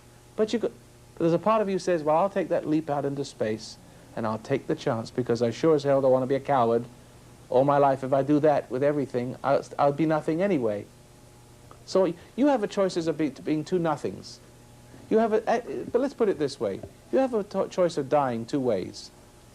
You can die to truth, or you can die to lies. You die both ways, because if you live the way you're living, you can see by the light of reality that living is dying. You have enough sense to see that. Yeah. So therefore, the opposite must be true. Giving up what you think of as living, which the part of you says is dying, is really living. And somehow you have to struggle beyond that and finally realize that that's the truth. I guess that's what I'm asking. What is it that tips the scales? It's something within you something in that believes what is mysterious, but nothing that you can't put words around. And there's no way I can will it. It's a very will-of-the-wisp knowing, and you hang on to that. See, and you go with it, and it takes a certain amount of experience for you to know that what it's been saying all along. Living up is dying.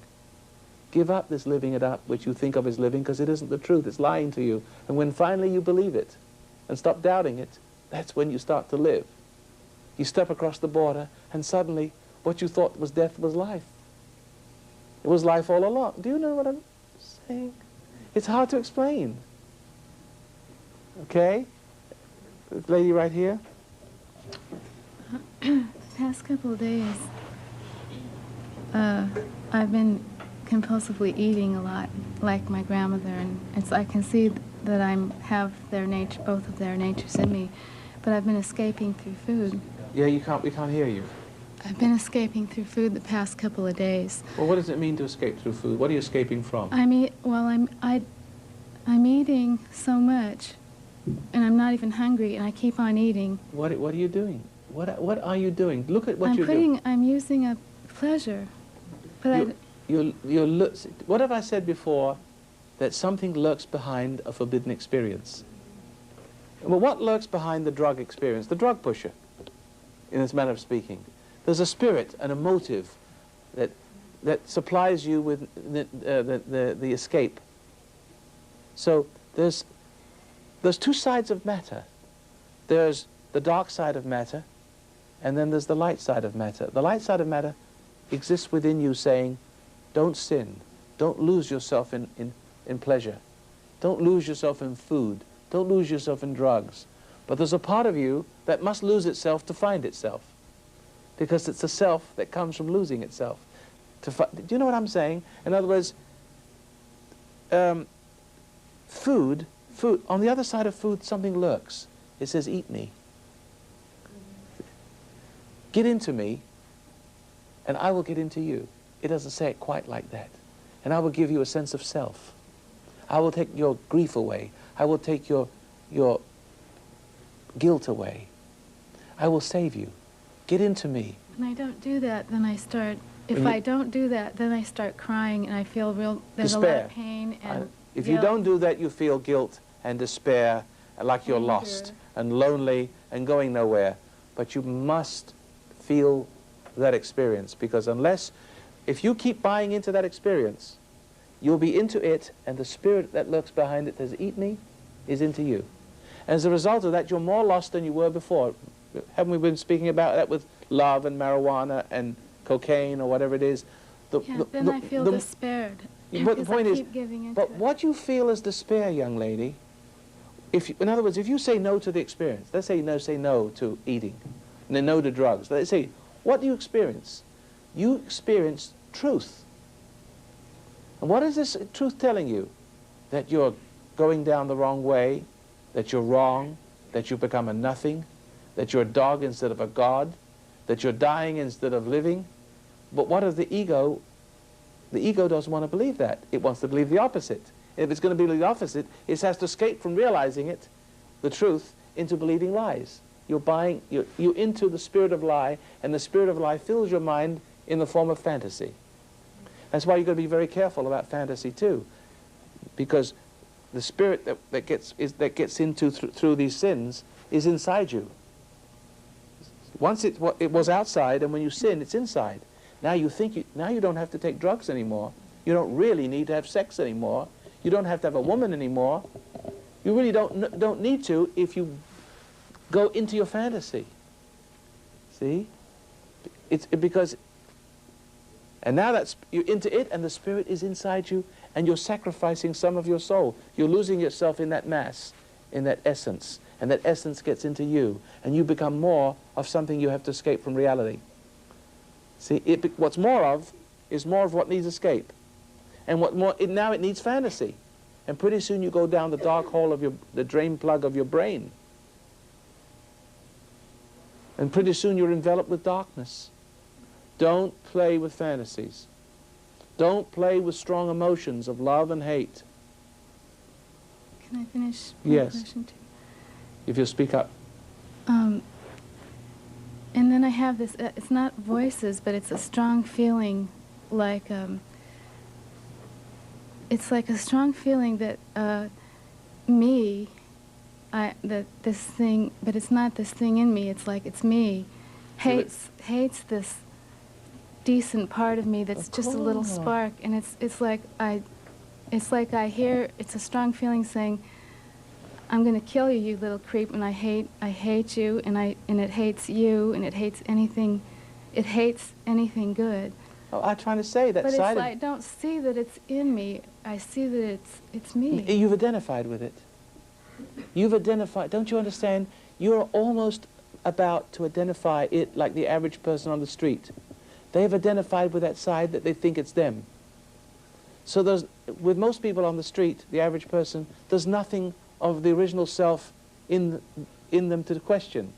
There's still that spark of you left that it wants to put out, because it wants to take over your whole home, your house, your body and soul. See, it's a thief. It steals the creations of God so that it can manifest its hell and purpose on earth as it is in hell. Keep saying, I'm going to kill you and your daughter. Yeah, but you're going to buy that? I'm going to kill your daughter. And how do you react to it? How do you react to it? How do you react to that? Do you resent it? You resent it. See, I'm not even in touch with my feelings. Listen. Do you resent it or not? Think for a moment. Is it there now? I get into my mind, my imagination. Imagination. What did I just say about imagination?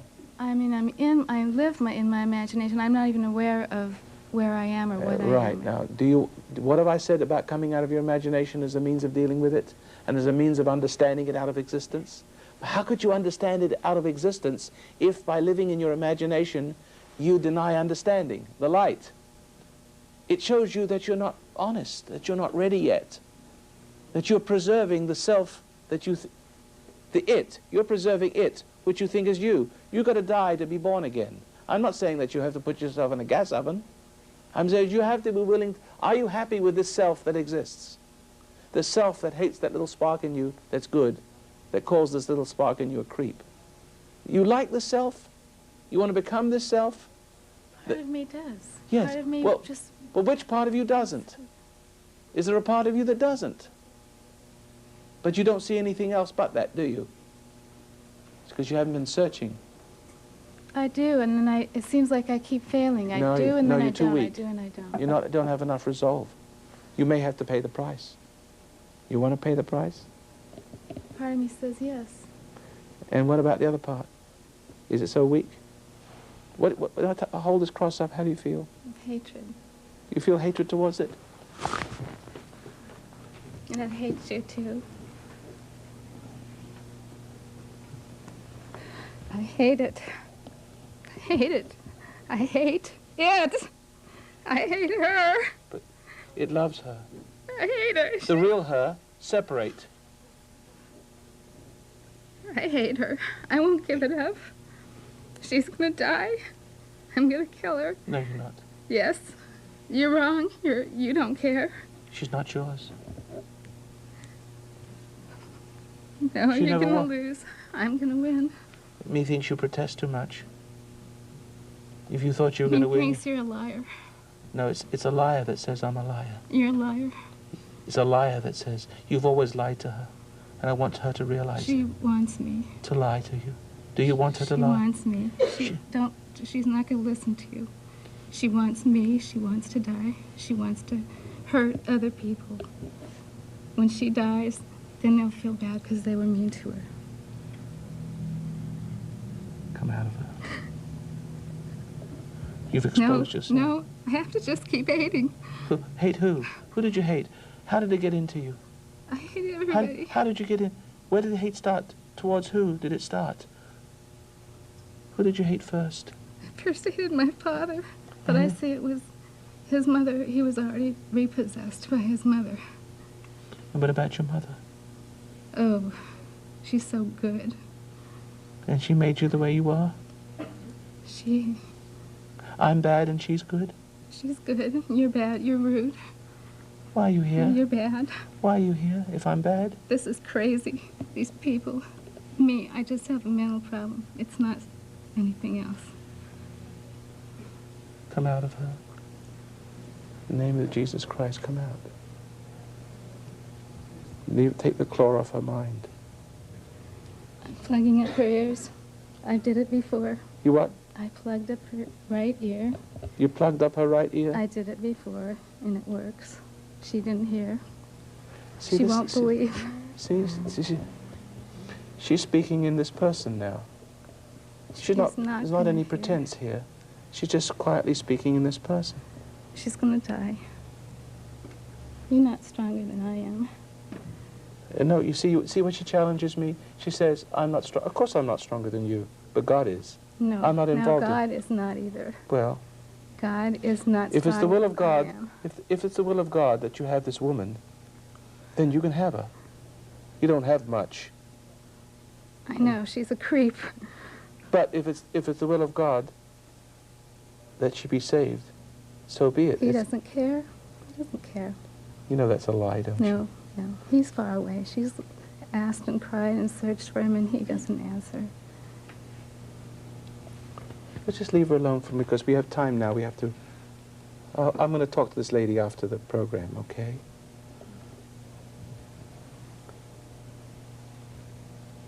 Because this one will take a little while, okay? I'm going to ask you to come back and see me in my office if you're not here for nothing, are you? You're in yourself now, aren't you? Are you in yourself now? No, no, just for a second. Just for a second. What's your name? Who cares? Is that your name, who cares? That's right, no, that's right. It's good, it's an answer. Well, that was an interesting little thing. I'm gonna help this lady. I'm not finished with you yet. Yes, you are, she says, but she's gonna come back. You're gonna come back, aren't you? We'll see. Guarantee you'll come back. Monday, you'll see me Monday, privately. Okay? You look for, see, she's, right? Of course you will. Because you don't really believe that it's going to control you, do you? Not really. Deep, otherwise you wouldn't be here. Okay, stay out of your imagination. You know how to do that? You have to help me a little bit. You got to help. Yes, but try to stretch those seconds into minutes. You got to practice. And you got to allow yourself to feel a little pain, okay? Deprive yourself of imagery. You have to help me, will you? Please? Thank you very much. See, because that's you talking, isn't it now? Thank you very much. Well, ladies and gentlemen, we hope you've enjoyed this week's sessions. Have you? Yes. Next week, if you want to come to be in the audience, we'll discuss, I don't know, other things next week. Problems, human relationships, man-woman thing, you know, child raising, anything. I'm happy to help you. Support the program, if you will, please. It's a charitable organization. We appreciate it. Thank you. Join us again.